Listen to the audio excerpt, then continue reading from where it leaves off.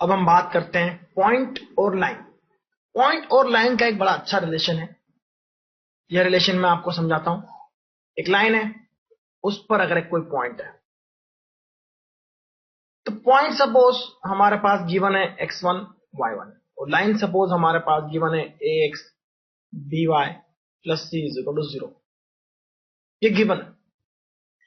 और यदि हम इस पॉइंट को लाइन में पुट कर देते हैं, सब्स्टिट्यूट कर देते हैं x1 और y1 की value, plus c is equal to 0 आएगा, ऑब्वियस आएगा। इसका मतलब यह हुआ कि point lie on the line.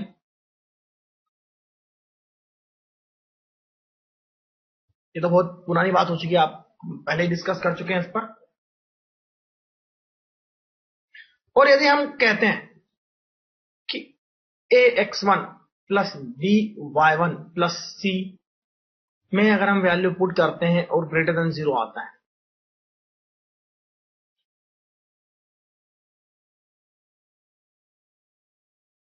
Point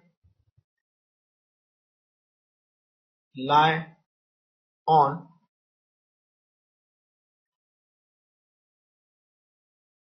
one side if ax1 plus by1 plus c is less than 0, point lie on other side। यानी सीधी बात है, अगर पॉइंट यहां पर है और मैं पुट करता हूं तो ऑब्वियसली ग्रेटर देन 0 आएगा या लेस देन 0 आएगा।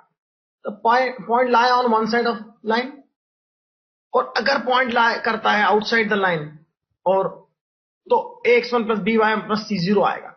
यानी एक पॉइंट अगर इधर है उसे पुट करेंगे तो पॉजिटिव आएगा, पॉइंट लाइन पर है तो ऑब्वियसली 0 आएगा, और पॉइंट अगर लाइन के दूसरी साइड है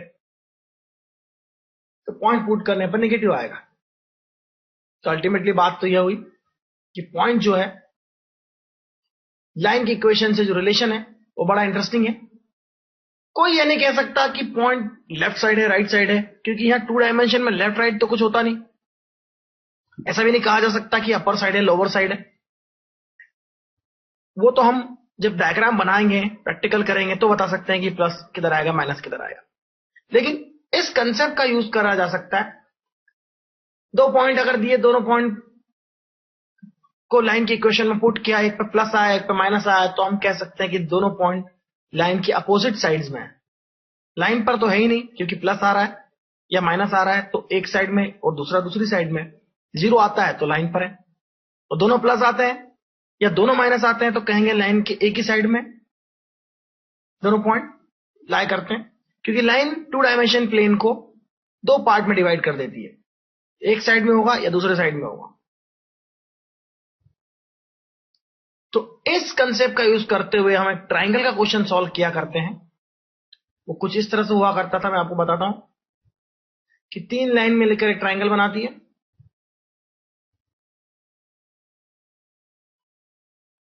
ट्राइंगल के वर्टाइसेस हमें दिए हुए होते हैं, तो यह वर्टाइसेस यदि हम ट्राइंगल में पुट करते हैं, इस लाइन की इक्वेशन में पुट करते हैं, तो हो सकता है यदि प्लस आता है तो पूरे ट्राइंगल में जो भी पॉइंट होगा वह इस लाइन में पुट करने पर प्लस आएगा, क्योंकि यह वर्टाइसेस लाइन के अपोजिट एक साइड में है जिस साइड में ट्राइंगल के सारे पॉइंट्स आते हैं। यानी एक्चुअल में लाइन के अभी इस लाइन के राइट हैंड साइड में जितने भी पॉइंट है वो सारे पॉइंट लाइन को सपोज प्लस वैल्यू देते हैं लाइन में पुट करने पर, तो लेफ्ट हैंड साइड वाले सारे माइनस वैल्यू देंगे। उसी तरह से ये वर्टेक्स भी प्लस वैल्यू देगा। और इसी तरह से यदि हम इस लाइन की बात करें तो इसके अपर साइड में सारे पॉइंट्स पुट करने पर पॉजिटिव या नेगेटिव होंगे, तो यह वर्टेक्स भी वही वैल्यू देगा जो सारे पॉइंट देंगे। तो इस तरह से हम ट्राइंगल की केस में सॉल्व कर सकते हैं, ट्राइंगल के एक प्रॉब्लम सॉल्व करते हैं जो मैं यहाँ पे डिस्कस कर रहा हूं आपसे। यानी इसी बात को यार समझना है हमें अच्छे से बस। ऑब्वियसली लाइन पर लाई करता है तो 0, किसी साइड लाई कर प्लस होगा, किसी साइड में माइनस होगा पॉइंट की वैल्यू पुट करने पर। तो कॉनकरेंसी ऑफ लाइन देखते हैं। Concurrency of line, 2 dimension coordinate geometry में 2 लाइन तो एक दूसरे को हमेशा ही इंटरसेक्ट करेगी अगर वो एंगल उनके बीच में जीरो नहीं है तो उन्हें ऑब्लिक लाइन कह सकते हैं।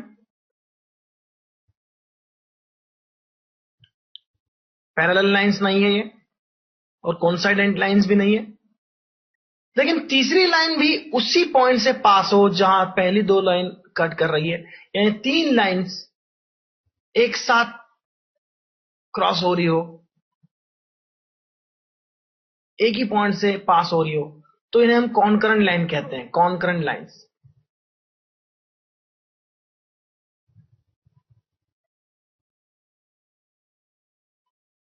इसे हम कॉन्करेंट लाइंस कहते हैं। सपोज हमारे पास लाइंस की इक्वेशन है a1x plus b1y plus c1, ये जनरल फॉर्म है। जनरल फॉर्म के अलावा किसी और भी फॉर्म में अगर होती है तो हम उसे जनरल फॉर्म में लिख सकते हैं, ये दो इक्वेशन। और इसी तरह से a3x plus b3y plus c3 is equal to 0।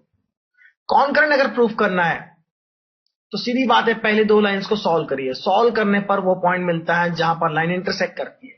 Coordinate geometry में सबसे इंपॉर्टेंट बात मैं अब बोल रहा हूं आपको, जब भी हम दो लाइन या एक लाइन और एक कर्व, एक लाइन और एक सर्कल, एक लाइन और एक पैराबोला, या दो पैराबोला या दो सर्कल, एक पैराबोला, एक लाइन, जो भी इक्वेशंस दी हुई हो उन्हें सॉल्व करते हैं तो हमें मिलते हैं पॉइंट्स। और वो पॉइंट्स जो होते हैं, उन पॉइंट्स पर वह कर्व, वह लाइन आपस में इंटरसेक्ट करते हैं।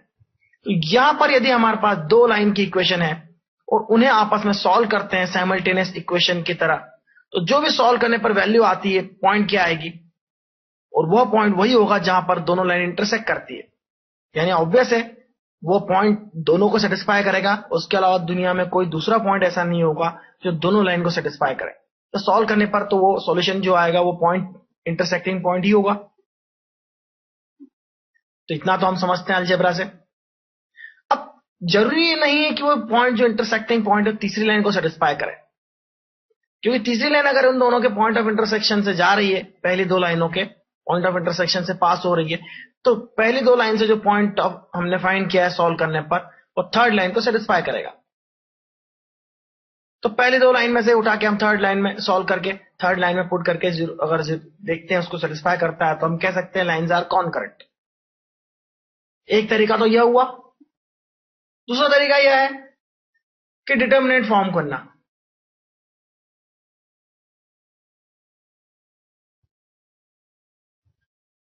a1 b1 c1, a2 b2 c2, a3 b3 c3। अब क्लास 11 के बच्चों को डिटर्मिनेंट तो आता नहीं है, क्लास 11 के बच्चों को डिटर्मिनेंट तो आता नहीं है। 12th के बच्चों को जरूर अच्छा से आता होगा, ड्रॉपर्स से बहुत अच्छे से समझ सकते हैं। डिटरमिनेंट 0 होना चाहिए, क्योंकि तीनों लाइंस को एक ही पॉइंट सेटिस्फाई करता है, तो तीनों लाइंस का सॉल्यूशन होना चाहिए 0। यानी इससे हम प्रूव कर सकते हैं with the help of cross multiplication.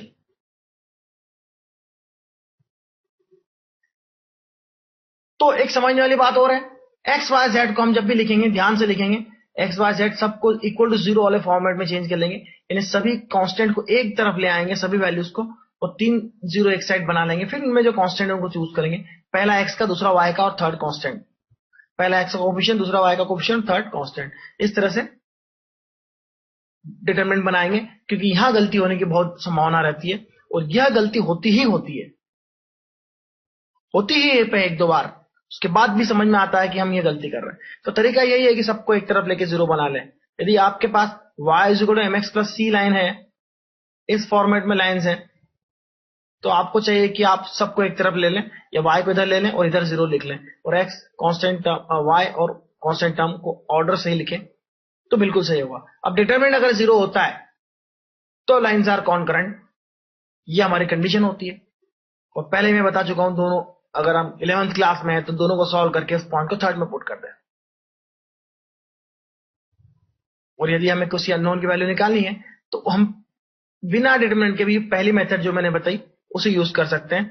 Basically 11th class के बच्चों को सॉल्व करने की आदत डालना चाहिए, प्रैक्टिस करना चाहिए, सॉल्व करके फिर थर्ड में पुट करना चाहिए, जिससे हमारा मैथमेटिक्स धीरे धीरे इंप्रूव होता जाता है।